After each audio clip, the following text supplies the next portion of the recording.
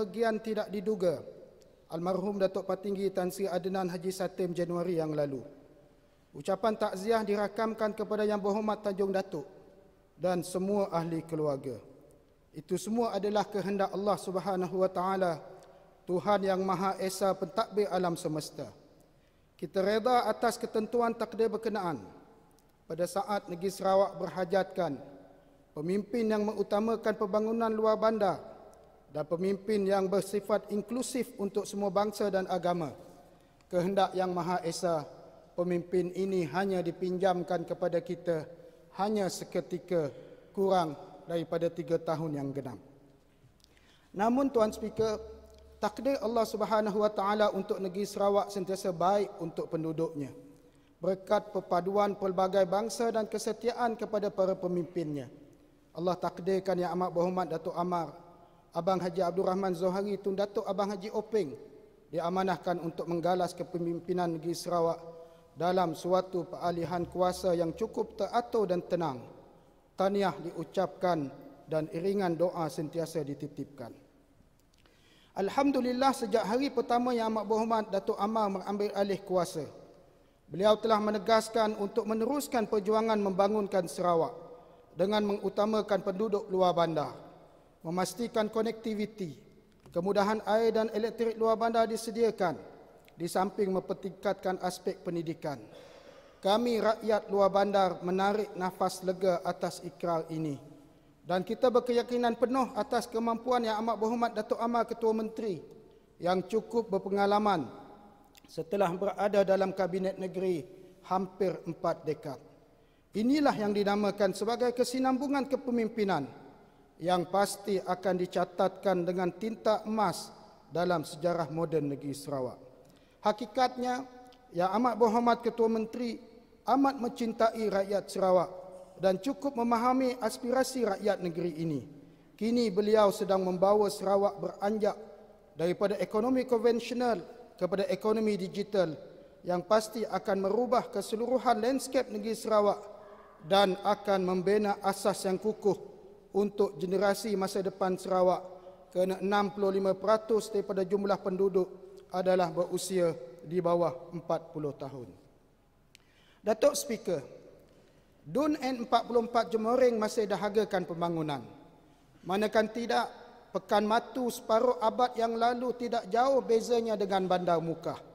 Tetapi hari ini, perbezaan pembangunan di antara Bandar Mukah dan Pekan Matu amat jauh bezanya. Mukah sudah memiliki pelbagai kemudahan pembangunan berupa pejabat dan pusat perniagaan yang teratur. Malangnya Pekan Matu masih tidak banyak berubah sejak beberapa dekad yang lalu. Alhamdulillah, setelah lawatan sulung sebagai Yang Amat Berhormat Ketua Menteri pada 20 April 2017 yang lalu ke Matu, Yang Amat Berhormat Datuk Amar Ketua Menteri telah mengumumkan kelulusan projek perumahan oleh HDC, projek pembangunan oleh Pelita, di samping merasmikan Majlis Mula Kerja Pembinaan Masjid Daerah Matu. Ini semua kelulusan yang wajib kami penduduk N44 Jemoring rakamkan ucapan terima kasih. Namun saya ingin bertanya kepada pihak menteri yang berkenaan tentang bilakah mula kerja untuk projek pembangunan Pelita akan dimulakan. Saya tahu hasrat Yang Amat Berhormat Ketua Menteri mahukan projek ini berjalan segera. Namun, jika tidak selalu ditanya, wakil rakyat di kawasanlah yang akan menerima bala dan bencana. Demikian juga sewaktu lawatan Yang Amat Berhormat Ketua Menteri, saya bangkitkan juga isu berkaitan pembinaan pejabat daerah Matu yang baru. Pejabat daerah Matu sedia ada, saya dimaklumkan sudah tidak selamat untuk diduduki. Bahkan saya dimaklumkan oleh pihak pejabat daerah bahawa pihak Jabatan Kerja Raya Negeri tidak berani mengeluarkan surat perakuan tentang keselamatan bangunan pejabat daerah ini untuk diduduki. Maka saya ingin bertanya kepada menteri yang berkenaan, bilakah bangunan baru pejabat daerah ini akan dibina dan di mana, dan apakah turut membabitkan pembinaan kuartus? Kerana saya dapat khabar angin bahawa ia akan dibina di kawasan yang jauh, hampir 20 km daripada kawasan penduduk. Maka dengan ini saya memohon pertimbangan pihak kerajaan agar menempatkan kawasan bangunan baru pejabat daerah nanti adalah berdekatan dengan kawasan manusia tinggal dan duduk, bukannya di kawasan jin bertendang.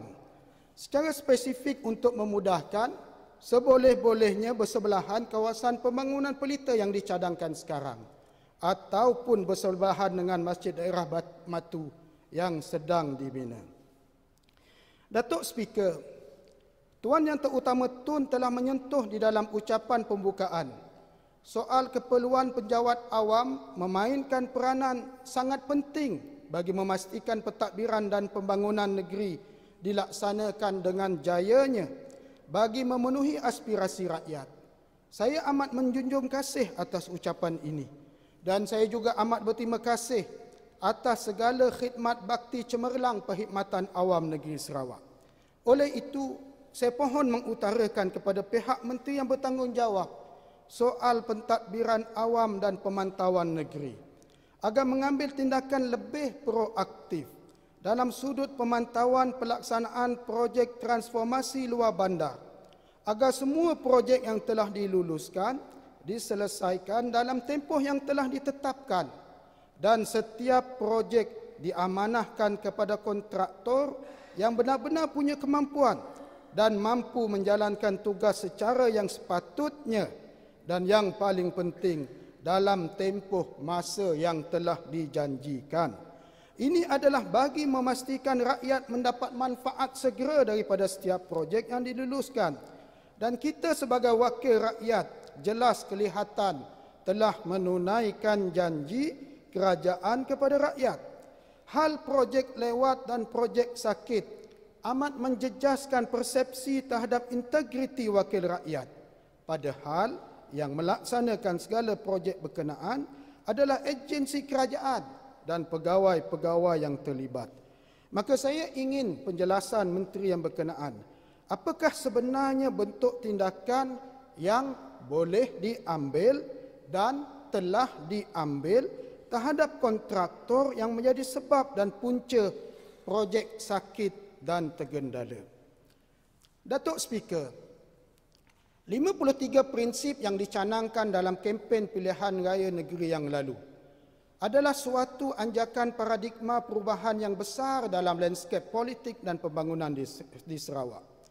Memandangkan semua tempat mendapat tempias transformasi luar bandar ini, maka kawasan N44 Jemoreng juga tidak mahu ketinggalan dan tidak mahu lagi wujud kawasan yang tidak mendapat konektiviti jalan raya.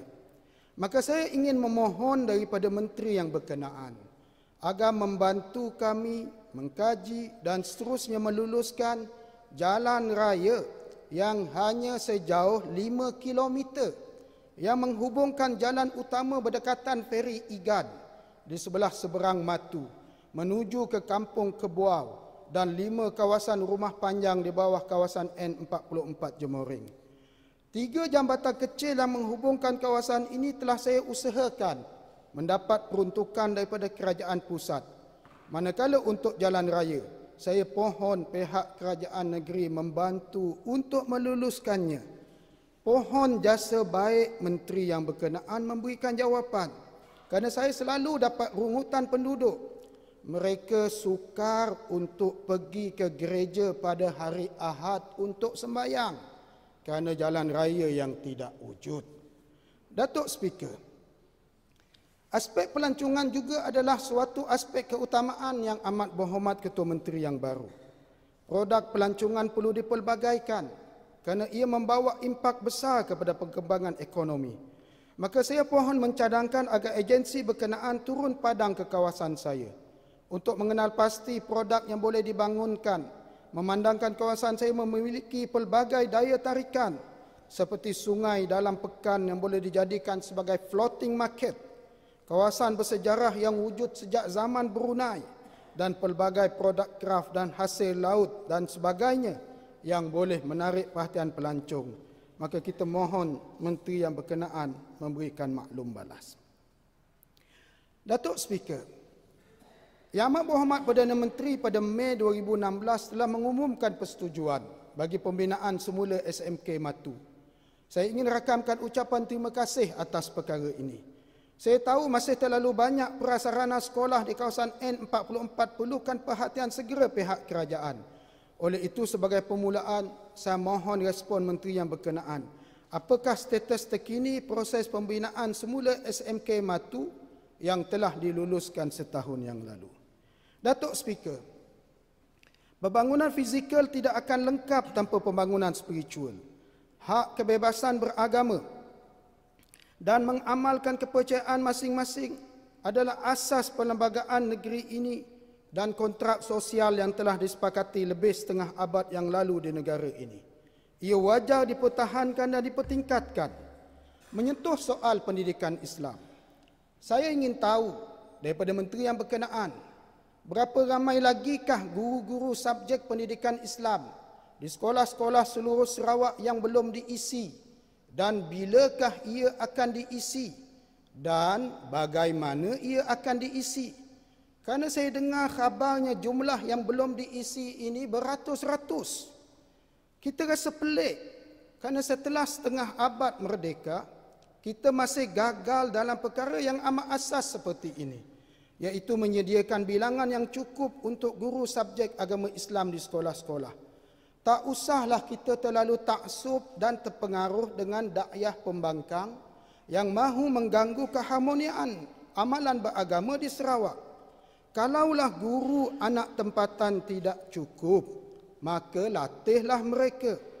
Usah lengah membuang masa. Kalau belum cukup lagi, gunakan sementara tenaga dari luar seperti dari Semenanjung atau dari Sabah. Hakikatnya, pengajaran subjek agama Islam di mana-mana adalah serupa. Tidak ada beza. Yang menjadi masalah adalah mungkin individu yang menyeleweng, bukannya silibus atau asal-usul kelahiran pengajarnya. Saya lahir daripada sistem yang sama dan menuntut agama Islam lama di Semenanjung Malaysia. Tetapi saya kekal berfikiran seperti anak Sarawak yang lain. Agama Islam itu sama sahaja di mana-mana, baik di Semenanjung, di Sabah atau di Sarawak. Cara sembahyang dan puasa semuanya sama. Tak usahlah terpengaruh dengan pembangkang. Pembangkang tidak akan sokong anak-anak kita mendapat pendidikan yang secukupnya. Saya tidak ada masalah untuk sesiapa mengajar subjek ini, asalkan dia qualified, berkelayakan. Bahkan jika ahli pembangkang, seperti yang ada dalam Dewan ini ahli daripada Pending, mau jadi guru subjek agama Islam atau mau jadi ustazah pun okey, jika berkelayakan. Yang penting jawapan bagi soalan ma rabbuka itu hendaklah jawapan yang betul. Barulah layak dipanggil sebagai ustaz atau ustazah dan boleh jadi imam.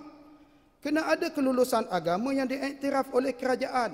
Janganlah kerana ketaksuban melulu dan terpengaruh dengan agenda pembangkang, akhirnya pendidikan anak-anak kita terabai. Oleh itu, bagi mengekalkan perpaduan dan keharmonian di kalangan rakyat, hendaklah semua pihak berdisiplin dengan mengelakkan diri daripada mengulas atau campur tangan dalam urusan agama lain. Biarlah setiap agama itu diuruskan oleh ahlinya dan pakar dalam bidang yang berkenaan. Datuk Speaker, seiring juga pindaan Undang-Undang Peringkat Persekutuan berkaitan rang Undang-Undang Kesalahan-Kesalahan Seksual terhadap Kanak-kanak 2017 yang telah diluluskan oleh Parlimen April yang lalu, Kerajaan Pusat telah bergerak serius ke arah membentung gejala sosial dan jenayah berkaitan seksual yang membabitkan kanak-kanak. Ini adalah bagi memastikan semua warga negara membesar dalam keadaan terbela dan menjadi warga negara yang menjumbang bakti untuk anak bangsa.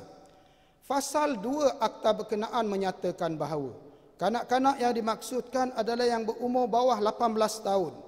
Ia seolah-olah memberikan gambaran bahawa umur 18 tahun adalah terlalu mentah untuk dilebatkan soal seksual dan ruang bagi eksploitasi itu amat besar boleh berlaku. Maka saya mencadangkan agar pihak kerajaan menyemak semula beberapa peruntukan dalam Ordinan Undang-Undang Keluarga Islam Negeri Sarawak 2001 agar ia selari dengan perubahan ini dan agar pintu-pintu ke arah manipulasi kanak-kanak itu dapat dibendung daripada awal dari sudut undang-undang dan agama. Maka saya mencadangkan agar Seksyen 7 dalam ordinan ini dimansuhkan bagi menghilangkan rasa bersalah yang seolah-olah terpaksa meluluskan permohonan berkahwin bawah umur 16 tahun bagi kanak-kanak perempuan dan bawah umur 18 tahun bagi kanak-kanak lelaki. Sewajarnya kebenaran berkahwin bagi lelaki dan perempuan dicadangkan untuk dihadkan pada 18 tahun ke atas sahaja, iaitu sekurang-kurangnya setelah melepasi usia majoriti dan usia selepas SPM. Ini disebabkan kebanyakan yang berkahwin bawah umur adalah akibat terlanjur dan mereka belum bersedia untuk memikul beban rumah tangga yang akhirnya membawa kepada perceraian dan bertambahlah statistik bilangan ibu tunggal yang masih berusia kanak-kanak. Perubahan kehidupan dan sosial masyarakat telah menyebabkan usia kahwin bawah umur pada zaman sekarang sudah tidak relevan. Saya bukan bercakap soal hukum sah ataupun tidak berkenaan, hukum sah atau tidak perkahwinan berkenaan, tetapi saya bercakap soal obligasi kerajaan untuk menjaga masa depan rakyatnya. Cadangan ini adalah untuk yang berkahwin di bawah undang-undang Islam dan yang berkahwin di bawah undang-undang adat. Maka saya pohon respon menteri yang berkenaan untuk menyatakan pandangan beserta pemakluman kepada Dewan Yang Mulia ini. Berapakah statistik 10 tahun terakhir tentang perkahwinan kanak-kanak bawah umur yang membabitkan pelbagai usia, bangsa dan agama. Datuk Speaker, saya juga ingin menarik perhatian Dewan Yang Mulia ini tentang beberapa perkara membabitkan kesalahan-kesalahan matrimoni di bawah ordinan Undang-Undang Keluarga Islam Sarawak 2001.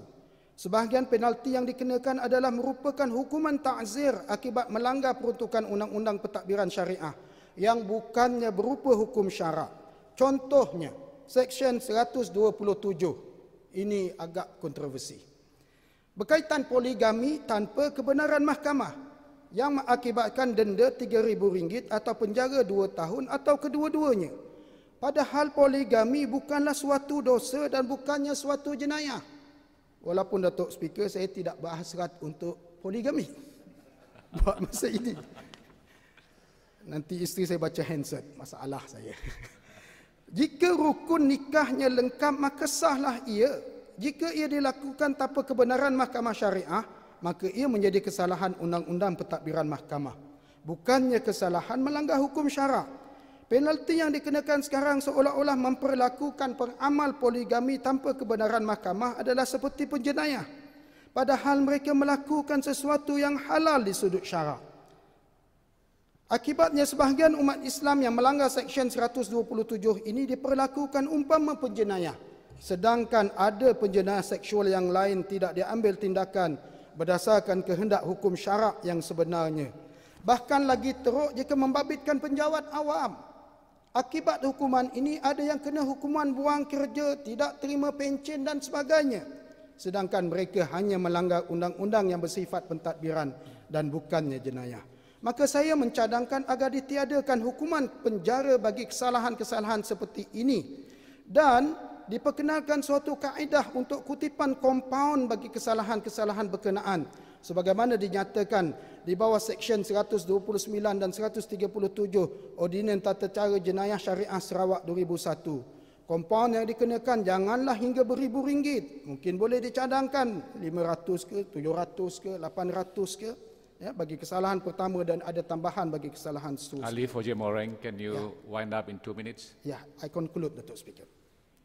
Di samping Seksyen 127 ini dicadangkan juga pindaan untuk kutipan kompaun sahaja turut dikenakan bagi Seksyen 33, 34, 35, 36, 37, 38, 50/5, 128, 129, 130, 31, 132, 133, 134, 135, 136, 138 dan 140. Cadangan ini bukan bererti pesalah dilepaskan daripada kesalahan yang dinyatakan. Sebaliknya cadangan ini adalah merupakan alternatif bagi mengelakkan mudarat yang lebih besar. Datuk Speaker, ya, sebagai akhirnya, ya, oleh itu saya pohon pihak kerajaan secara serius melihat pelbagai perkara yang boleh mendatangkan maslahat kepada rakyat dan orang ramai.